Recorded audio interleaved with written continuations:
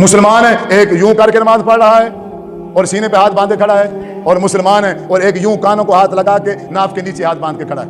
مسلمان ہے ایک یوں کر رہا ہے اور ہاتھ بھی نہیں باندھتا، ایسے ہاتھ چھوڑ کے کھڑا ہے، ہاتھ چھوڑ کے کھڑا ہے، اور ان تینوں کا نبی ایک ہے، تینوں ایک نبی کا کلمہ پڑھتے ہیں، حضرت محمد صلی اللہ علیہ وسلم۔ ہمیں بیوقوف بناتے ہو، کس کو پاگل بنایا جا رہا ہے؟ افسوس ہے آپ پر، افسوس ہے، قسم سے آپ پر افسوس۔ آپ بے وقوف بننے کے لیے تیار رہتے، کوئی مولوی آئے اور آپ کو بے وقوف بنا، جی لبیک ہم حاضر ہیں جی۔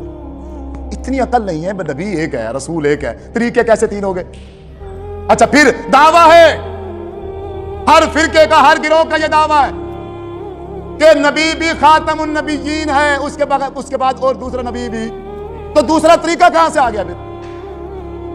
اگر دوسرا نبی نہیں ہے طریقہ کہاں سے آیا دوسرا؟ پھر جب تیسرا نبی نہیں ہے تو تیسرا طریقہ کہاں سے آ گیا پھر؟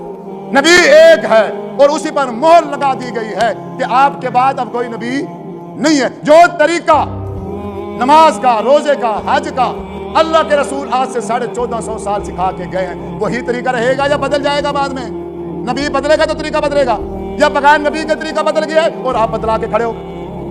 کبھی بھی آپ میں سے میرے کسی بزرگ نے، نوجوان نے اس بات کی ریسرچ نہیں کی، اس بات کی طرف سوچا نہیں ہے، اس بات کو چیک ہی نہیں کیا ہے۔ اہل حدیث کے گھر میں پیدا ہوا بچہ اہل حدیث ہے، اہل دیوبند کے گھر میں بچہ پیدا ہوا وہ دیوبندی ہے، اہل سنت والوں کے ہاں پیدا ہو گیا وہ سنی ہے، اہل تشیع کے گھر میں پیدا ہو گیا تو وہ شیعہ۔ تو مرزائیوں کے گھر میں جو پیدا ہوتے ہیں وہ مرزائی، عیسائیوں کے گھر میں جو پیدا ہوتے ہیں وہ عیسائی، یہودیوں کے گھر میں جو پیدا ہوتے ہیں وہ یہودی۔ تو تم نے کون سا تیر مار رکھا ہے پھر؟ اس مولوی نے دین کا نقشہ تبدیل کیا ہے، اور آپ کی سستی کی وجہ سے، آپ کے سوال نہ کرنے کی وجہ سے، پوچھ تاچھ نہ کرنے کی وجہ سے، آپ نے کبھی پوچھا نہیں ہے کسی سے، کبھی بھی کسی امام کو کھڑے ہو کے آپ میں سے شاید اگر میں دعویٰ کروں تو ایک بندہ بھی بھری مجلس میں کھڑا نہیں ہو سکتا کہ جو یہ کہہ دے کہ میں نے فلاں امام کو کہا ہے کہ آپ کھڑے ہو کے ذرا مجھے بتائیے، نماز پڑھ کے دکھائیے کہ اللہ کے رسول صلی اللہ علیہ وسلم نے نماز کس طریقے سے پڑھی ہے، آپ کھڑے ہو کے مجھے پڑھ کے دکھائیے اور حدیث کھول کے دکھائیے۔ ہے مسجد میں کوئی ایک بندہ ہے؟ دیکھو تعداد دیکھو، بندہ ایک بھی نہیں کھڑا ہوا۔ تو بریلوی بنو گے، پھر دیوبندی بنو گے، شیعہ بنو گے، اہل حدیث بنو گے، مرزائی بنو گے، تمہارا تو پتہ نہیں ہے، تم یہودی بھی بن جاؤ گے۔ دیوبندیوں اپنے عالموں کے پاس جاؤ، کسی بھی عالم کو کھڑا کر کے کہو اللہ کے رسول صلی اللہ علیہ وسلم نے نماز کس طریقے پہ پڑھی ہے، حدیث کھول کے دکھاؤ۔ اہل سنت والے جاؤ، ڈرتے کیوں ہو؟